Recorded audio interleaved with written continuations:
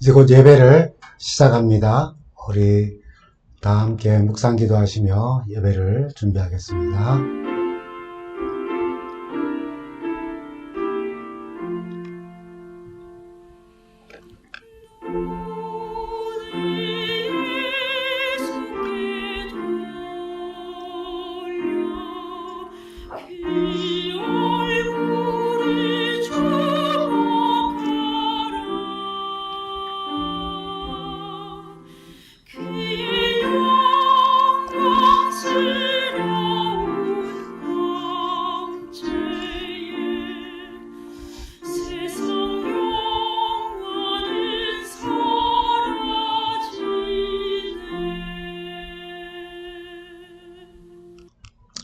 성도 여러분, 한 주간 잘 지내셨습니까?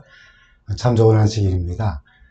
오늘은 우리 지난 시간에 이어서 지난 시간에는 제가 교회 전도부의 말씀에 이어서 오늘은 지역사회 봉사부에 해당하는 말씀을 나누며, 오늘은 우리는 모두 산 위에 있는 동네와 같습니다 라고 하는 제목으로 말씀 나눕니다. 먼저 교회의 본질과 사명을 좀 살펴보면요, 저희 교회 기본교리 제12장 교회편에 잘 명시되어져 있습니다. 교회는 예수 그리스도를 주와 구주로 믿는 신자들의 공동체이다. 구약시대에 하나님의 백성들을 계승하여 우리는 세상에서 불러내신 바 되었고, 예배와 친교, 말씀의 교훈과 성만찬의 거행, 온 인류의 봉사, 그리고 전 세계적인 복음의 선포에 동참한다라고 그렇게 기록하고 있습니다. 사실 교회의 이 본질 혹은 교회의 사명을 이야기할 때에는 5가지로 보통 좀 요약을 하죠. 예배와 전도와 봉사와 교육과 친교입니다. 위에 여기 다 포함되어져 있죠. 그리고 교회 성장은 교회의 이런 본질적이고 전통적인 사명인 예배와 전도와 교육과 봉사 그리고 친교를 통해 주님의 복음을 성실히 증거하고, 그 선포된 복음을 지역사회에서 교회 봉사를 또 실천해 왔습니다.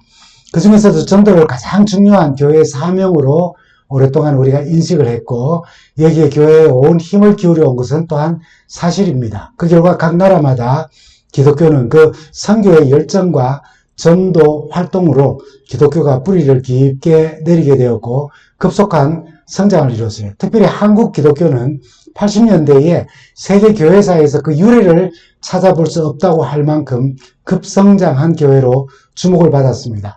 교회 성장의 열정이 교회 선교 정책의 아주 중요한 축을 이루게 되었고, 그 결과도 아주 크게 눈에 보이게 얻게 되자 점점 교회 건물이 확장되고 교회 조직이 성장의 기능에 부합하게 구성되면서 더 강화되고, 교회의 예배 형식과 프로그램 개발이 교회 성장 정책에 맞게 조정되고 또 발전되어 왔습니다. 그러나 90년대에 들어서면서 교회 성장 속도가 예측했던 대로 유지되지도 못할 뿐 아니라 둔화되기 시작을 했죠. 뿐만 아니라 교인 수가 줄어드는 교회까지 나타나게 되었습니다. 진지한 연구와 토론이 시작되었고, 이 과정을 통해서 기독교회가 내포하고 있는 중요한 문제점들을 인식하게 되었는데, 그중 하나가 교회 성장이 양적인 측면에 치우쳐서 질적인 성장을 소홀히 했다는 것입니다. 그리고 또 한 가지 우리가 발견하게 된 것도 있는데요. 우선 그 당시에 경제개발 제1주의로 부르짖던 정부나 또 세속사회의 이 자본주의 성장 제1주의의 가치나 문화, 이런 것들이 영적 공동체인 교회 속으로 스며들어서 영성을 상실한 채 수적이고 또 세속적인 그런 교회 성장에 치중하는 경향을 우리가 발견하게 되었습니다. 이런 연구 논의 발견 중에 모든 교회 성장이 다 둔화된 것은 아니고 그런 가운데도 계속 성장해 나가는 교회들이 있었다는 것을 발견했는데, 그 성장하는 교회들은 지역사회 주민들을 위해서 복음을 잘 전파하고 전도할 뿐 아니라 그 선포된 복음의 말씀대로 주민의 궁핍과 고난과 약함과 아픔을 보고 그리스도의 사랑을 실천하는 교회 봉사를 꾸준히 해왔다는 것입니다. 이젠 그래서 지역사회 봉사는 교회의 아주 중요한 부서 중에 하나로 자리매김하고 있습니다. 그래서 저희가 매 안식일마다 낭독하는 이 사준적 9페이지에 우리 교회의 사명이 잘 표현되고 있지요. 교회는 사람을 구원하기 위해 하나님께서 세우신 기관이다. 교회는 봉사를 위하여 조직되었으므로 그 사명은 온 세상에 복음을 전하는 것이다. 태초부터 하나님은 당신의 교회를 통하여 당신의 충만과 풍족을 온 세상에 나타내시려고 계획하셨다. 하나님께서 어두움에서 불러내어 그의 기이한 빛 가운데 들어가게 하신 교인들은 하나님의 영광을 나타내어야 한다라고요. 물론 교회의 형편과 또 연령 구성과 재정 상황 이런 것들이 지역사회 봉사활동에 영향을 주는 것은 맞지만은 모든 성도들은 자신의 삶의 기준을 맞추어서 개인적으로 복음을 전하며 복음의 말씀대로 이웃의 고난과 약함과 아픔과 부족함을 돌보며 그리스도인 사랑을 실천해야 하는 것입니다. 교회가 전체적 입장에서 그런 봉사를 해야 하는 것도 맞지만은 또한 개인적으로 우리는 우리 구도자를 얻고 그들을 위하여서 그들의 고난과 약함과 아픔과 부족함을 돌보면서 함께 신앙 공동체 생활을 이루어 나가는 것을 우리가 지향해야 하는 것입니다. 예수님의 사명과 사역에도 이것은 참 잘 나타나 있습니다. 주님의 우선 사명은 죄인들을 구원하는 일에 있었어요. 마태복음 9장 13절에 있는 말씀을 먼저 보겠습니다. 마태복음 9장 13절입니다. 내가 의인을 부르러 온 것이 아니요 죄인을 불러 회개케 하러 왔다. 마태복음 20장 28절 인자가 온 것은 섬김을 받으려 함이 아니라 도리어 섬기려 하고 자기 목숨을 많은 사람의 대속물로 주려 함이라고요. 마가복음 1장 38절에는 우리가 다른 가까운 마을로 가자. 거기서도 전도하리니 내가 이를 위하여 왔노라 라고 했습니다. 요한복음 6장 38절에서 40절의 말씀을 보면 내가 하늘로서 내려온 것은 내 뜻을 행하려 함이 아니요 나를 보내신 이의 뜻을 행하려 함이니라. 나를 보내신 이의 뜻은 내게 주신 자 중에서 내가 하나도 잃어버리지 아니하고 마지막 날에 다시 살리는 이것이라 라고요. 이것은 하나님의 뜻이기도 했어요. 우리 여러분 잘 아시는 말씀이죠. 요한복음 3장 16절 하나님이 세상을 이처럼 사랑하사 독생자를 주셨으니 이는 저를 믿는 자마다 멸망치 않고 영생을 얻게 하려 하심이라고요. 그리고 예수님의 이 참 아름다운 사명, 인간을 구원하는, 온 인류를 구원하시는 이 사명을 어떻게 이루셨는지 누가복음 4장 18절과 19절에 잘 말씀하셨어요. 이 말씀은 이사야 61장 말씀을 인용하여 당신의 영구한 사명을 말씀하신 것인데요. 누가복음 4장은 우리가 익히 잘 알고 있어서 좀 더 자세하게 묘사된 이사야 61장 1절부터 3절에 있는 말씀을 함께 봅니다. 주 여호와의 영이 내게 내리셨으니 이는 여호와께서 내게 기름을 부으사 가난한 자에게 아름다운 소식을 전하게 하려 하십니다. 나를 보내사 마음이 상한 자를 고치며 포로된 자에게 자유를, 갇힌 자에게 노임을 선포하며 여호와의 은혜의 해와 우리 하나님의 보복의 날을 선포하여 모든 슬픈 자를 위로하되 무릇 시온에서 슬퍼하는 자에게 화관을 주며 그 죄를 대신하여 기쁨의 기름으로 그 슬픔을 대신하며 찬송의 옷으로 그 근심을 대신하시고 그들이 의의 나무 곧 여호와께서 심으신 그 영광을 나타낼 자라 일컬음을 받게 하려 하심이라 라고요. 여러분 주님의 사역의 대상을 묘사한 단어들을 한번 생각해 보십시오. 금방 제가 쭉 읽었습니다만은 가난한 자, 마음이 상한 자, 갇힌 자, 모든 슬픈 자, 특히 시온의 어쩌면 교회 안에서 슬퍼하는 자, 이런 자들입니다. 우리가 복음 전도와 함께 마음과 사랑과 재물을 나눌 대상들인 것입니다. 교회가 속한 그 지역 사회에 가난하고 마음이 상하고 갇히고 슬픔을 가진 사람들을 위한 봉사를 통한 영혼구원 사역이 얼마나 중요한지 이미 주님께서는 그 모분을 우리에게 보여주신 것입니다. 이 모분을 따라 저희 교회도 미약하지만 지역사회를 향한 작은 봉사들을 하고 있습니다. 지난주 건강요리교실 후속으로 건강동호회가 열렸고요. 그 건강동호회는 매달 우리가 열리게 됩니다. 많은 수는 아니지만 꾸준히 참석하며 좋은 시간을 우리가 서로 만남과 그런 시간을 우리가 가집니다. 봉사자로 오셔서 돕는 교우님들. 또 그리고 시간과 또 어떤 상황이 여의치 않아서 직접 참여하지는 못하지만, 그렇게 해서 봉사자로서 돕지는 못하지만은 기도로 후원하시는 교우님들 모두에게 감사를 드립니다. 특히 봉사자들은 시작과 마무리, 그리고 그 모든 과정을 돕는 것도 참 중요한 일이지만은 참석자들과 좋은 친구가 되어서 한 달에 한 번 만나는 행사의 봉사자가 아니라 그 사이에 또 한 달이 오고 또 한 달이 오고 하는 그 한 달 사이사이에 서로 좋은 친구가 되어서 좋은 관계를 맺고 함께 차도 좀 만나서 마치고 식사도 함께 나누고 취미생활이 같다면은 그 취미생활도 함께 나누는 일을 하기 위하여서 이런 일들을 우리가 실행합니다. 만약에 한 달에 한 번씩 이렇게 만나서 만나고 또 헤어지고 이렇게 한다면은 아무 의미가 없어요. 바로 여기에 그들과 사귀고 복음을 나누고 말씀으로 나눌 뿐 아니라 건강으로 나눌 뿐 아니라 음식으로 나눌 뿐 아니라 개인적으로 그들을 만나고 개인적인 시간을 내어서 또 취미 활동을 함께 하면서 좋은 관계를 계속 유지해 나가는 것입니다. 성서는 우리를 세상 속의 교회이며 또한 세상 속에 살아가는 그런 우리 교인들이라고 그렇게 말합니다. 마태복음 5장 13절부터 16절 잘 아는 말씀이죠. 우리 모두는 그냥 교회살이만 하는 사람들이 아닙니다. 직장살이만 하는 사람들이 아니고요. 가정살이만 하는 사람이 아니고 세상살이를 하는 교인들이에요. 교회도 세상 속에 존재하는 것입니다. 우리도 세상과 동떨어져서 우리 홀로 그냥 교회살이만 하면서 살아가는 사람들이 아니에요. 이 모습을 마태복음 5장 13절부터 16절 말씀이 잘 말해주는데 우리가 잘 아는 말씀 14절에 이렇게 표현을 합니다. 너희는 세상의 빛이라. 산 위에 있는 동네가 숨기지 못할 것이요 라고요. 여러분, 흔히 산 위에 있는 동네는 믿지 않는 세상으로 우리가 봅니다. 그래서 우리가 빛을 가지고 있고 그 빛을 비추면은 산 위에 있는 동네도 숨기지 못한다. 그래서 교회가 빛만 비춘다면은 세상 산 위의 동네조차도 숨을 수 없다라고 하는 그런 말씀으로 우리가 이해를 합니다. 그러나 본문을 자세히 보면은 산 위에 있는 동네는 그 당시에 이 말씀을 들은 제자들과 회중들 그리고 오늘 우리들과 그리고 교회를 가리키는 말씀입니다.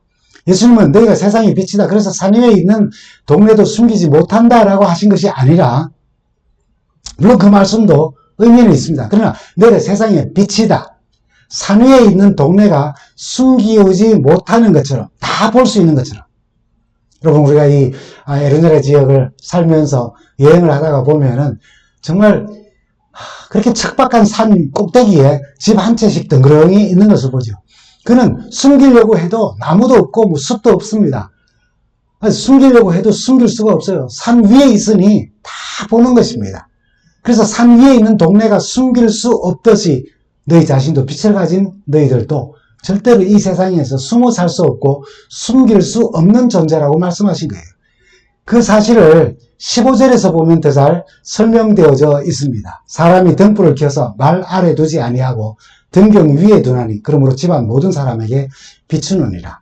사람이 등불을 켜서 말 아래 두지 않는다. 이 말이라고 하는 것은 약 6리터 크기의 로마의 곡물을 측량하는 그런 기구입니다. 우리말로는 돛박으로 쌀과 보리를 담아서 데워주는 그 돛박으로 볼 수도 있겠습니다. 그것을 말 아래, 불을 켜서 말 아래 두거나 책상 밑에 두거나 침대 아래 두는 사람 없다는 거예요. 등불을 켜는 이유는 높은 등경 위에 두어서 방을 비추게 하기 위함입니다. 마찬가지로 교회도 숨기려고 세워진 것이 아니라는 거예요. 산 위에 동네처럼 두어서 세상을 비추도록 세워진 것이라는 겁니다. 교회와 교인은 산 위에 있는 동네이며 빛을 가지고 있으며 세상의 소금과 같은 존재입니다. 이렇게 귀한 사명이 잘 수행될 때에 즉 성도와 교회들이 세상 앞에서 착한 행실을 보이므로 세상이 하나님 아버지께 영광을 돌리게 된다고 16절은 이야기합니다. 그럼 어떻게 우리가 빛처럼 밝고 또는 따뜻하게 그리고 소금처럼 복음의 감칠맛을 내면서 착한 행실로 세상과 이웃에 우리의 삶을, 우리의 신앙을, 우리의 복음을, 우리의 사랑을 나눌 수 있을까요? 여러분 한 번쯤 들어보셨을 거예요. 기업이 어떤 제품을 생산하고 그것을 광고할 때에 물건을 많이 팔기 위해 광고를 기획하죠. 그러나 이제는 그 기업의 이미지와 고객의 마음을 움직이는 방향으로 광고를 한다는 것입니다. 광고의 흐름에 대하여서 어떤 분이 기고문을 썼어요. 거기 보면 굉장히 재미있는 표현이 있습니다. 저도 앞에 두 가지만 생각했는데요. 첫째는 고객 만족이라고 하는 것입니다. 제품의 성능과 기능을 알리면서 예를 들면 오래 씁니다. 금방 따뜻해집니다. 금방 시원해집니다. 이런 것으로 만족하게 하는 것으로 접근했지만은 이제는 고객 감동을 이제 광고의 중심으로 삼습니다. 여러분 잘 아는 전에도 한번 말씀드린 적이 있는 것 같습니다만은 바카스 드링크를 선전하면서 고생하는 노부부의 수레를 정말 밤늦게 공부하고 돌아온 그 학생도 지치고 피곤할 텐데 뒤에서 가방도 어깨에 메고 말없이 밀어주는 고등학생의 모습을 광고에 담습니다. 따뜻한 아파트 공간에 사는 젊은 부부가 차를 마시며 아내가 남편에게 말하죠. 이번 겨울에 어머님 댁에 보일러를 놓아드리면 좋겠어요 라고. 그러니 고객이 감동하는 것입니다. 그 다음이 참 중요해요. 저도 이건 처음 봅니다. 고객 졸도입니다. 고객 졸도. 얼마나 감동이 넘쳐났으면 고객을 졸도시킨다는 겁니까? 그리고 고객 공감의 시대로 열어가고 있다는 것입니다. 비로소 사람들이 기업의 광고를 통해서 맞아. 기업이 이 정도 된다면은 이런 식으로 일해야지 라고 하는 마음을 주는 공감대를 형성하게 한다는 거예요. 그러면 성리학의 완성자가 주자라고 알려져 있습니다. 이 주자가 주자 10분 또는 주자 10회훈이라고 하는 그러한 글을 남겼어요. 다시 말하면은 사람이 일생을 살아가면서 제일 하기 쉬운 후회 가운데 10가지, 가장 중요한 10가지를 그가 뽑아서 제시한 겁니다. 그 중에 제일 많이 알려진 후회할 행동은 불효, 부모, 사후회입니다. 부모에게 불효를 하면은 그분이 돌아가신 다음에는 분명히 후회한다고 하는 말입니다. 뉘우치게 된다는 거예요. 늦은 깨달음이 온다는 거예요. 둘째는 가족에게 친하게 대하지 않으면 멀어진 후에 뉘우친다는 거예요. 그 다음에는 젊어서 부지런히 배우지 않으면 늙어서 뉘우치고 후회한다는 겁니다. 그 다음에 네 번째는 편안할 때 어려움을 생각하지 않으면 실패한 뒤에 뉘우치게 되는 후회한다는 거예요. 그 다음 다섯 번째는 재산이 풍족할 때 아껴 쓰지 않으면 가난해진 뒤에 뉘우친다고요. 여섯 번째는 봄에 씨를 뿌리지 않으면 가을에 뉘우치고 후회하게 된다. 아무것도 먹을 것이 없게 되니까요. 거두는 것이 없으니까. 일곱 번째는 담장을 제대로 고치지 않으면 도둑 맞은 뒤에 후회하고 뉘우친다는 겁니다. 맞죠? 그 다음에 여덟 번째는 색을 삼가하지 않으면 주색 잡기라고 할 때 그 색입니다. 병든 후에 뉘우친다라고요. 그 다음에 아홉 번째는 술 취해서 아주 망연된 말을 하게 되면 깬 뒤에 분명히 뉘우치고 후회한다는 거예요. 이 중에 이제 열 번째, 마지막으로 그는 이렇게 말합니다. 열 번째는 뭔가 하면 인간이 후회하는 열 번째는 부적 빈객 거후회. 빈객을 접대하는 것을 잘 하지 못하면, 손님을 제대로 대접하지 못하면 거후회. 가고 난 뒤에 후회하게 된다. 떠난 뒤에 후회한다라고 하는 그런 말입니다. 여러분, 이거는 우리가 일상을 사는 동안 항상 경험하는 일입니다. 그가 꼭 손님이 아닐지라도, 아는 사람일지라도, 안면이 있고, 그럴지라도, 우리가 그를 어떻게 대하는가, 잘못 대하고 나면은, 성의껏 다 하지 못하면, 말이나 행동이나 표정이나 모든 거에서 그렇게 잘 하지 못하면은, 항상 후회를 가져오는 거예요. 최선을 다해 마음이 담긴 봉사와 섬김과 대접은 상대를 만족하게 하고 섬기는 그런 사람, 후회가 없고, 대접을 받은 사람은 잊을 수 없는 경험으로 아마 평생 남아있게 될 것입니다. 우리가 생활하면서 가졌던 수많은 인간관계를 생각해 보면은 여러 사람을 대하며 부접, 빈객, 거후회 했던 일들을 기억하게 됩니다. 신앙생활에도 그대로 적용되는 이야기입니다. 아주 정말 너희 중에 아주 지극히 작은 소자에게 행한 작은 사람, 그러니까 별로 신경 쓰지 않고 그런 사람, 나하고 별로 관계가 없다고 생각되는 그런 사람, 그 사람에게 행한 것이 곧 나에게 행한 것이라고 주님은 말씀하시는데, 우리는 반대로 그런 사람일수록 그런 대접하기를 또는 대하는데 정중하기를 우리는 잘 하지 못합니다. 2012년 미국 플로리다주 에밀리아 섬에 있는 리츠 칼튼 호텔에서 여름 휴가를 보내고 집으로 돌아온 가족 이야기가 페이스북에도 올랐고 또 누군가 블로그에 올랐습니다. 오래전 이야기지만은 참 우리에게 깊은 감동을 줍니다. 어린애 아들이 매우 아끼고 좋아하는 기린 인형을 그냥 호텔에 두고 왔어요. 집에 도착해서 그걸 알게 된 것입니다.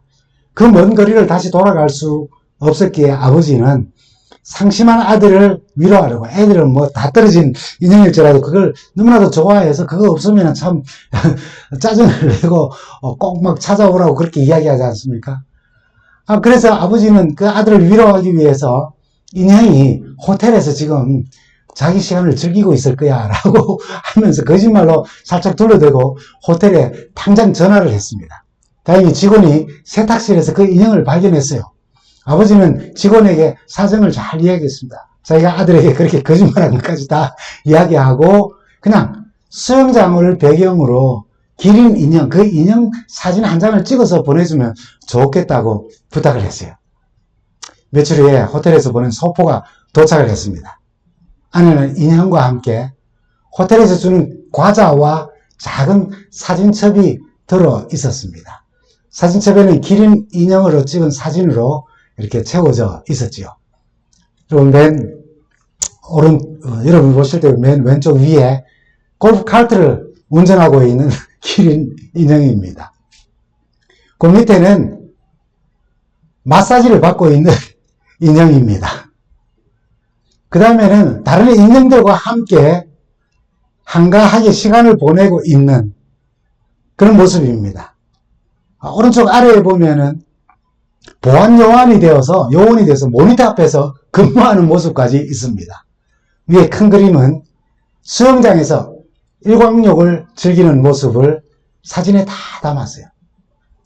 여러분, 이 리츠 칼튼 호텔 직원의 이 창의력과 친절, 아이의 부모가 감동을 받은 것은 두말할 이유 없습니다. 아니요, 어쩌면은 기절초풍할 일이죠. 이런 성실함으로 고객을 대해주는 것. 그럼 어떻게 보면은 낡은 기린 이런 사진으로 받지 않습니까? 그냥 버려도 될 겁니다. 그러나 이 아버지가 감동을 받고 이 일과 사진을 블로그에 올리자 기린 인형 페이스북 페이지가 생겼을 정도로 폭발적인 화제를 불러일으켰습니다. 이 익살스러운 다양한 사진들은 고객 만족, 고객 감동, 고객 절도, 고객 공감의 경영을 보여주는 좋은 사례인 것입니다. 다시 말해서 기업이 매출액이나 또는 이익 증대와 같은 산술 목표만을 추구하는 것이 아니라 고객에게 최대의 만족과 감동과 절도할 만큼의 기쁨을 주고 그 행동에 공감하도록 하는데 기업 존재의 의의를 찾으려는 방식은 오늘 우리 교회가 필요한 자세인 것입니다. 여러분, 그 작은 만남, 한 달에 한 번 만나는 그런 모임에서 우리는 당장 그들을 교회에 오게 하는 어떤 바람도 있습니다.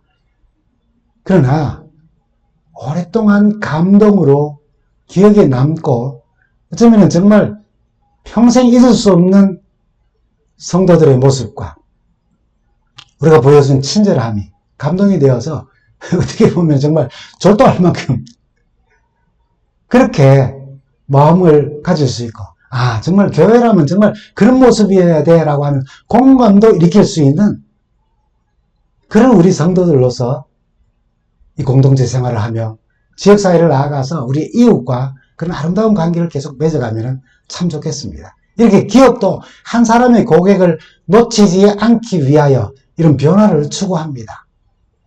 교회와 교회는 산 위에 있는 동네입니다. 그리고 빛을 가지고 있고 소금의 맛을 내는 동네와 같은 역할을 하는 교회이며 우리 성도들입니다. 이렇게 귀한 사명이 잘 수행될 때에 즉 교회와 성도들이 세상 앞에 착한 행실을 보이므로 세상이 하나님 아버지께 영광을 돌리는 아름다운 사역을 우리는 보게 될 것이라는 거예요. 마태복음 5장 16절에 있는 말씀입니다. 이같이 너희 빛이 사람 앞에 비치게 하여 섬김과 봉사를 통하여서 만족과 감동과 졸도케 하는 기쁨을 주고 그리고 맞아 교회는 이래야 돼 하는 공감을 주는 그런 착한 행실을 보고 하늘에 계신 너희 아버지께 영광을 돌리게 하라.